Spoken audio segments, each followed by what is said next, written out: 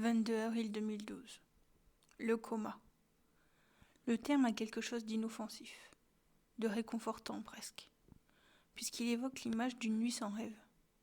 Sauf qu'à mes yeux, Charlotte ne donne pas l'impression de dormir. Ses paupières closes ne portent pas de traces d'un doux sommeil profond. Pas de poing serré contre sa tempe, pas de souffle chaud s'échappant de ses lèvres légèrement ouvertes. Il n'y a rien de paisible dans la manière dont son corps agit. Prostré, sur le lit sans couverture, le tube transparent de trachéotomie serpentant hors de son cou. Des électrodes multicolores parsèment son buste. Le bip, bip, bip du moniteur cardiaque dans le coin de la chambre marque le passage du temps comme un métronome médical. Et je ferme les yeux. Si je me concentre suffisamment, je peux transformer le gazouillis contre nature en un tic-tac rassurant, celui de l'horloge de parquet de notre salon. 15 années s'évanouissent d'un coup. J'ai de nouveau 28 ans. Je berce Charlotte bébé contre moi, son visage endormi niché dans le creux de mon cou, son petit cœur battant plus vite que le mien, même dans le sommeil. Il était alors tellement plus facile de la protéger. Sous, une main pesante sur mon épaule me ramène dans cette chambre d'hôpital nue, et mes bras sont de nouveau vides, si l'on fait abstraction du sac à main que j'étreins contre ma poitrine. Un thé te ferait plaisir ? Je fais signe que non avant de changer aussitôt d'idée. En y réfléchissant, oui, dis-je en ouvrant les yeux. Tu sais ce qui serait bien aussi ? Brian secoue la tête. L'un de ces petits pains au raisin de Marks et Spencer. Mon mari semble perplexe. Je ne pense pas qu'ils en vendent à la cafétéria. Oh. Je détourne le regard, feignant d'être déçu, et je me déteste immédiatement de réagir ainsi. Je ne suis pas manipulatrice de nature. Tout du moins, je ne le crois pas. Il y a tant de choses que je ne sais plus désormais. Pas de problème. La main revient, ajoutant cette fois-ci une pression à son répertoire. Je peux faire un saut en ville. Cela ne t'ennuie pas si je te laisse un moment seul avec ta mère ? Demande-t-il à Charlotte avec un sourire. Si notre fille entend sa question, elle n'en montre rien. Je réponds à sa place en me forçant à sourire également. Ne t'inquiète pas pour elle. Les yeux de Brian passent de moi à Charlotte pour revenir à leur point de départ. Il est impossible de se méprendre sur l'expression de son visage. Depuis 6 semaines, j'affiche le même air misérable dès que je dois abandonner le chevet de notre fille, terrifiée à l'idée qu'elle puisse mourir à la seconde où nous quitterons la chambre. Je répète, plus gentiment cette fois-ci. Ne t'inquiète pas pour elle, je ne bouge pas. Brian, crispé, se détend très légèrement. Il opine. Je reviens vite. Je le suis du regard tandis qu'il traverse la pièce, refermant doucement la porte derrière lui dans un déclic. Puis je pose mon sac sur mes genoux. Mon intention reste rivée sur la porte pendant ce qui semble être une éternité. Brian n'a jamais été capable de quitter la maison sans repasser le seuil en catastrophe dans les 30 secondes pour y récupérer ses clés, son téléphone, ses lunettes de soleil, ou poser une petite question. Lorsque je suis sûre qu'il ne reviendra pas, je me retourne vers Charlotte. Je m'attends à moitié à voir battre ses paupières, ou est-ce que ses doigts soient agités d'un tremblement, à être témoin d'un signe quelconque qui montre qu'elle a compris quel sujet je suis sur le point d'aborder. Mais rien n'a changé. Elle est encore endormie. Les docteurs n'ont aucune idée de quand, et même si Charlotte se réveillera. Elle a été soumise à toute une série d'examens. Scanner, IRM, la totale. D'autres sont à venir, et ses fonctions cérébrales semblent normales. Aucune raison médicale n'explique pourquoi elle ne reprendrait pas connaissance. « Chérie », dis-je en sortant son journal intime pour le feuilleter jusqu'à la page que je connais déjà par cœur. « Ne sois pas fâchée contre moi, s'il te plaît. Mais je jette un coup d'œil à ma fille pour étudier ses traits. J'ai découvert ton journal en rangeant ta chambre hier. Rien. Pas un bruit. Pas un frémissement. Pas un tic ni un tressaillement. Et le scope continue à émettre des bips implacables. C'est un mensonge, bien sûr, cet aveu concernant la découverte de son journal. Je suis tombée dessus il y a quelques années déjà, en changeant ses draps. Elle l'avait caché sous son matelas, exactement comme moi-même à l'adolescence, tant d'années auparavant. Je ne l'avais pas lu alors, je n'avais aucune raison de le faire. Mais hier, oui. Dans les dernières lignes, dis-je en marquant une pause pour m'humecter les lèvres, la bouche soudainement sèche. Tu fais allusion à un secret. Charlotte ne souffle mot. Tu écris qu'il te tue. Bip, bip, bip. Est-ce que c'est pour cela que... Bip, bip, bip. Tu t'es jeté sous un bus? Toujours rien. Brian dit que ce qui s'est passé est un accident, et il a inventé plusieurs théories pour étayer sa conviction.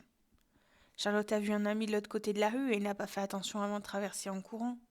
Elle a essayé d'aider un animal blessé. Elle s'est emmêlé les pieds et a trébuché en envoyant un SMS. Ou peut-être était-elle juste dans les nuages. Toutes sont plausibles. Sauf que le chauffeur du bus a déclaré à la police qu'elle l'avait regardé droit dans les yeux, puis s'était délibérément engagé sur la chaussée, se plaçant devant ses roues. Brian pense qu'il ment, qu'il se couvre parce qu'il perdra son emploi s'il est reconnu coupable de conduite dangereuse. Je ne partage pas son avis. Hier, quand Brian était au travail et moi au chevet de Charlotte, j'ai demandé au médecin si elle avait pratiqué un test de grossesse sur ma fille. Elle m'a regardé, l'air suspicieux, et m'a demandé pourquoi. Avais-je la moindre raison de croire qu'elle était enceinte? J'ai répondu que je n'en savais rien, mais je pensais que cela pouvait expliquer une chose ou deux. J'ai attendu pendant qu'elle vérifiait dans le dossier. Non, a-t-elle dit, pas de test de grossesse. Je traîne ma chaise jusqu'à ce qu'elle soit collée au lit, et mes doigts se referment sur ceux de ma fille. Charlotte, rien de ce que tu peux dire ou faire ne me fera cesser de t'aimer. Tu peux tout me raconter, absolument tout. Elle reste silencieuse. Que ce soit à propos de toi, de l'un de tes amis, de moi ou de ton père n'a aucune importance. Je marque une pause. Est-ce que ce secret a quelque chose à voir avec ton père? Si c'est le cas, serre ma main. Je retiens mon souffle, priant pour qu'elle n'en fasse rien. Vendredi 2 septembre 1990. 5h41 du matin. Installé dans mon salon, un verre de vin rouge dans une main, une cigarette dans l'autre, je me demande si je n'ai pas rêvé les 8 heures qui viennent de s'écouler. J'ai finalement appelé James mercredi soir, après 1 heure de tentative avortée et plusieurs verres de vin. Le téléphone a sonné et sonné encore. Je commençais à croire qu'il était peut-être sorti, lorsqu'on a soudain décroché. « Allô ?» J'étais à peine capable de prononcer un mot tant j'étais nerveuse. Mais mon interlocuteur a repris. « Suzanne, c'est toi ? Mon Dieu, tu appelles vraiment ?» Sa voix semblait différente, plus aiguë, voilée, comme si lui aussi était troublé. Et j'ai plaisanté, avançant qu'il avait l'air soulagé d'avoir de mes nouvelles. « Évidemment, a-t-il répondu. J'étais convaincue que tu ne décrocherais jamais ton téléphone après ce que j'ai fait. D'habitude, je ne me comporte pas comme un pauvre type. Mais j'étais si content de tomber sur toi, seule, dans les coulisses que je... Enfin, excuse-moi, c'était stupide de ma part. J'aurais dû me contenter de t'inviter, comme quelqu'un de normal. » Il s'est interrompu, embarrassé.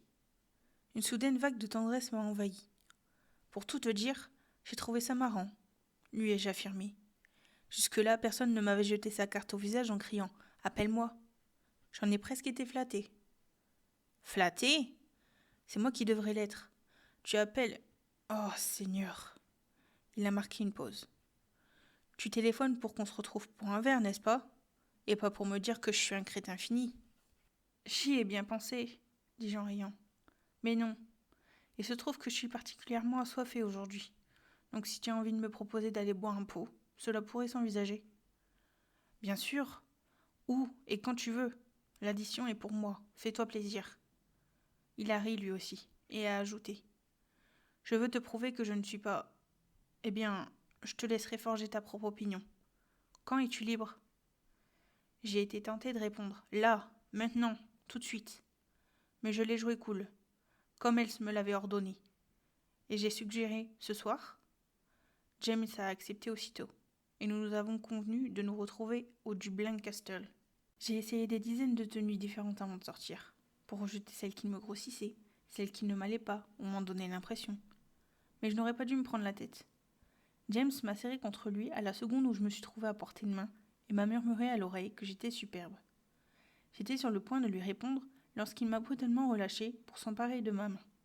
Il a lancé « J'ai quelque chose d'incroyable à te montrer » et m'a entraîné hors du pub. Il m'a guidé à travers la foule des noceurs de Camden et on a tourné dans une rue latérale où se trouvait un vendeur de kebab. Je lui ai lancé un regard interrogateur, mais il s'est contenté de me demander de lui faire confiance. Nous avons traversé le snack jusqu'à une porte à l'arrière de la boutique.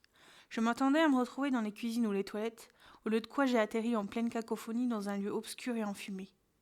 J'ai battu des paupières. James a désigné du doigt le quartet de jazz qui jouait dans une encoignure de la pièce et a crié « Ce sont les Gray's Notes, le secret le mieux gardé de Londres !» Puis il m'a conduite à une table d'angle et m'a tenu une chaise usée en bois. « Impossible d'écouter du jazz sans boire un whisky. Tu en veux un ?» a-t-il proposé. J'ai acquiescé même si je n'en suis pas fan, et j'ai allumé une cigarette tandis qu'il se dirigeait vers le bar. Sa démarche avait quelque chose de tellement assuré que c'en était presque hypnotique. Je m'en étais déjà fait la remarque la première fois que je l'avais vu sur scène. James et Nathan, mon ex, ne pouvaient être plus différents l'un de l'autre. Alors que Nathan est mince, avec un visage poupin et n'a même pas 10 centimètres de plus que moi, James se mesure 1,93 m et sa constitution robuste me donne le sentiment d'être petit et fragile. Il a une fossette au menton comme Kirk Douglas, mais son nez est trop imposant pour correspondre au canon de la beauté classique, et ses cheveux châtain clair lui tombent continuellement dans les yeux. Ces derniers ont quelque chose de changeant qui me rappelle Ralph Fiennes. Une minute, leur expression est ouverte et détachée. À la suivante, ils plissent et pétillent d'excitation. J'ai su que quelque chose n'allait pas à la seconde où il est revenu du bar. Il n'a rien dit, mais il a posé les verres sur la table en lorgnant sur ma cigarette. Et j'ai immédiatement compris. « Tu ne fumes pas ?»« Non, » a-t-il répondu en secouant la tête. « Mon père est mort d'un cancer du poumon. » L'atmosphère s'est détendue dès que j'ai écrasé ma cigarette. Il a bien essayé de protester. Après tout, que je fume ou pas, ne le regardez pas, a-t-il affirmé. Mais son air désapprobateur s'était évanoui. Le quartet jouait si fort qu'il était difficile de se faire entendre par-dessus les aigus de la trompette et le squat du chanteur. James a donc rapproché sa chaise de la mienne afin que nous puissions nous parler tête contre tête. Chaque fois qu'il se penchait en avant, sa jambe s'appuyait contre la mienne, et son souffle effleurait mon oreille et mon cou. C'était une torture de sentir son corps contre le mien et de respirer son aftershave, un parfum sensuel et épicé sans le toucher. J'en étais arrivée au point de ne plus pouvoir le supporter une seconde de plus lorsqu'il a posé sa main sur la mienne. Allons ailleurs. Je connais un endroit absolument magique. J'ai à peine eu le temps de prononcer un d'accord qu'il avait sauté de son siège et s'était précipité vers le bar. Il était de retour en un clin d'œil. Une bouteille de champagne dans une main, 2 verres et une couverture élimée dans l'autre. Il arrive face à mon expression intriguée et s'est contenté d'un « tu verras ». Nous avons marché pendant ce qui m'a semblé être des heures, zigzagant à travers la foule de Camden jusqu'à Schalke Farm. Je n'arrêtais pas de demander à James où nous allions, mais il souriait sans répondre, avançant à grandes enjambées à mes côtés. Nous avons fini par arriver devant l'entrée d'un parc, et il a posé une main sur mon épaule. J'ai cru qu'il allait m'embrasser, mais non. Je devais fermer les yeux, parce qu'il avait une surprise pour moi. Je ne voyais pas ce qu'il pouvait y avoir de si stupéfiant dans un parc obscur à une heure ridicule de la soirée, mais je lui ai malgré tout obéi. J'ai alors senti qu'on me posait quelque chose de lourd et de laineux sur le dos, et le parfum de son aftershave m'a enveloppé. James avait remarqué que je frissonnais et me prêtait son manteau. Je l'ai laissé m'entraîner dans le parc, et nous avons grimpé une colline. C'était flippant de faire confiance à quelqu'un que je connaissais à peine, mais c'était aussi enivrant et étrangement sensuel. Lorsque nous nous sommes enfin arrêtés, il m'a demandé de rester immobile et d'attendre. Quelques secondes plus tard, il m'a aidé à m'asseoir et sous ma paume se trouvait la douce couverture usée. Prête ? Il était accroupi derrière moi. Ses doigts ont touché mon visage, effleurant légèrement mes pommettes avant de venir couvrir mes yeux. Un picotement m'a parcouru le dos et j'ai frissonné malgré le manteau. « Oui », ai-je répondu. Il a retiré sa main et j'ai ouvert les yeux. « C'est beau, non ?» Je ne pouvais qu'acquiescer. Les mots me manquaient. Au pied de la colline, le parc dessinait un damier de carrés noirs d'herbes sombres et de flaques jaunes verts nées de l'éclairage des réverbères. On aurait dit un patchwork magique d'ombre et de lumière. Au-delà des grilles, la vie s'étirait, les immeubles scintillaient, leurs fenêtres luisaient. Le ciel était du bleu le plus sombre qu'il soit, traversée de nuages d'un orange foncé. C'était à couper le souffle. James me dévorait du regard. Ta réaction lorsque tu as découvert le paysage. Je n'ai jamais rien vu d'aussi beau. Arrête. J'ai tenté de rire, mais sans succès. Tu avais l'air si jeune, Suzy, tellement sous le charme, comme un enfant le jour de Noël. Et il a secoué la tête. Comment se fait-il que tu sois célibataire? Comment est-ce possible ça? J'ai ouvert la bouche pour répondre, mais il ne m'en a pas laissé le temps. Je n'ai jamais rencontré de fille aussi géniale que toi. Tu es drôle, gentille, intelligente et belle. Qu'est-ce qui explique que tu te retrouves ici avec moi? Il avait saisi ma main. J'ai eu envie de plaisanter, de lui demander s'il était ivre au point de ne pas se rappeler m'avoir guidé le long de la colline. Mais je me suis aperçue que j'en étais incapable. J'en avais envie, ai-je simplement répondu. Et je ne voudrais pas être ailleurs. Il s'est illuminé comme si je venais de lui faire le plus merveilleux compliment du monde. Et il a pris mon visage entre ses mains. Il m'a regardé longuement puis m'a embrassé. Je ne sais pas combien de temps a duré notre baiser, alors que nous étions allongés sur une couverture en haut de Primrose Hill, nos corps mêlés, nos mains partout, nous entraînant, nous tirant, nous accrochant l'un à l'autre. Nous ne nous sommes pas déshabillés et nous n'avons pas couché ensemble. Pourtant, je vivais le moment le plus érotique de ma vie. Impossible de laisser James s'éloigner plus d'une seconde avant de l'attirer de nouveau vers moi. La nuit s'est assombrie. Le froid est devenu plus mordant et j'ai proposé qu'on aille chez lui. James a refusé. Je vais te trouver un taxi pour que tu rentres chez toi. Mais il a resserré son manteau autour de moi. On a le temps pour ça, Suzy. Plein de temps.